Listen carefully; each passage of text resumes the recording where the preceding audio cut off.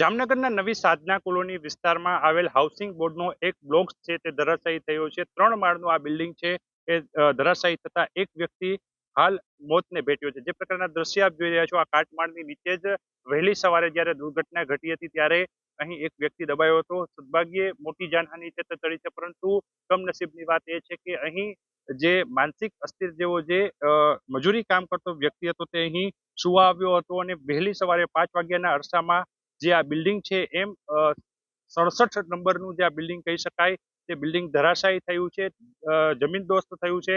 આ દુર્ઘટના અગાઉ પણ અહીં બાજુમાં જ હાઉસિંગ બોર્ડનો એક ફ્લેટ છે તે ધરાશાયી થઈ ચૂક્યો છે.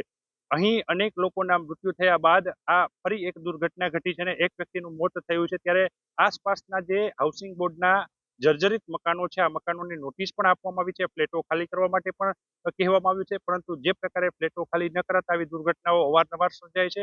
ત્યારે વધુ એક વખત આ દુર્ઘટનાએ એક વ્યક્તિનો ભોગ લીધો છે. ત્યારે વધુ દુર્ઘટના અટકાવવા માટે તંત્ર પણ હવે મેદાને આવ્યું છે. કમિશનર, ડેપ્યુટી કમિશનર અને આસિસ્ટન્ટ કમિશનર સહિતના ઉચ્ચ અધિકારીઓ પણ દોડી આવ્યા હતા અને જે વ્યક્તિ છે એ વ્યક્તિને કાટમાળમાંથી કાઢી અને સારવાર માટે ખસેડાયો હતો, પરંતુ તેનું મૃત્યુ નિપજ્યું છે. માનસિક અસ્થિર વ્યક્તિનું મૃત્યુ નિપજતા હાલ જે પ્રકારની ઘટના સામે આવી છે તેને લઈને જામનગરમાં ચકચાર મચી જવા પામી છે. વર્ષોથી અમે રજૂઆત કરતા હતા કે ભાઈ આ બાંધકામ નબળું છે, અમને કંઈક કરી દો.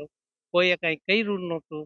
પછી હવે ગરીબ માણસો રહી છે, આમાં કારખાના વાળા જે મજૂરી કરે છે, હવે એને રિપેરિંગ કરવા ઘરના રોટલાનું નથી થતું તો આમાં રિપેરિંગ ક્યાંથી કરે? હવે વારંવાર રજૂઆત કરી કે ભાઈ અમને કંઈક કરી દો, પણ કોઈ કરી દેવા તૈયાર નહોતા. એનું પરિણામ અત્યારે આ આવ્યું છે. આજે એક મકાન મકાન પડી ગયું. એમાં હવે એક છે ને હાફ મગજના માણસો હતો, એક છોકરો, એ દટાઈ ગયો છે, અત્યારે હોસ્પિટલમાં છે.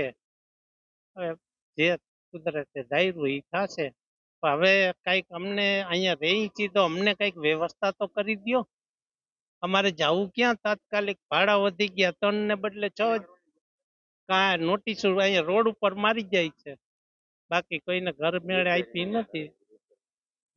અમને કંઈક વ્યવસ્થા કરી દે એવી અમે આ લોકો અધિકારી આગળ પ્રાર્થના કરી છે કે ભાઈ અમને કંઈક વ્યવસ્થા કરી દો.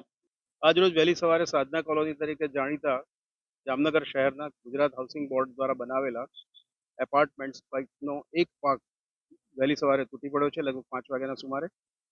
આપણે આ લોકોને સમરના એન્ડમાં તમામ બ્લોક ખાલી કરાવેલ હતો. એના કારણે દેર ઇઝ નો કેઝ્યુઅલિટી.